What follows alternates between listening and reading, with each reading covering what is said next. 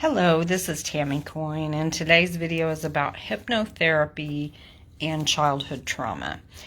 A lot of people reach out to me when they find that I'm a hypnotherapist, and the main reason they start looking for hypnotherapy is they realize that they have some unresolved emotions related to childhood trauma that are still showing up in their adult life, and they are looking for alternatives to the things that they've tried. For instance, traditional counseling, medication, self-help, even coping skills that maybe aren't quite so good for themselves, like addictions, that kind of thing.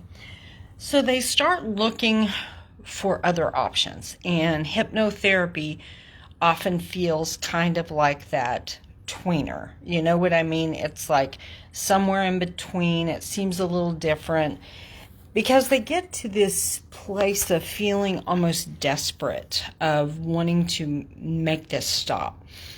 I remember as I was going through my journey in the early years of counseling, traditional counseling for me, I spent about 30 years in traditional counseling. I remember asking one counselor, could we just do hypnotherapy and take everything out of my head, put it on a table, get rid of the bad stuff, and just put back in what I need? Well, it was a very naive thing to say because I really had no idea how that worked. I really had no idea how hypnotherapy worked. All I knew was I was in pain. All I knew was I wanted it to stop. A lot of times, a person's idea, I apologize for shakiness, I'm holding the phone. A lot of times a person's idea of hypnotherapy comes from maybe what they've read, what they've seen in a movie, what they've seen on TV. In the time I was doing traditional type hypnotherapy, I didn't use a pendulum. I didn't do any of the things that you might even see in a movie, or even things that you read about. People have got their own techniques for doing hypnotherapy. What I have found is that the way that I coach as a spiritual coach, as a transformational coach, is hypnotic in and of itself. Because of the way that I ask questions, because of the clues that your body gives us, that gives us a sense that that's where you're holding on to something in the subconscious. And curiously enough, we're not deep diving into traumas that are going to re-traumatize you.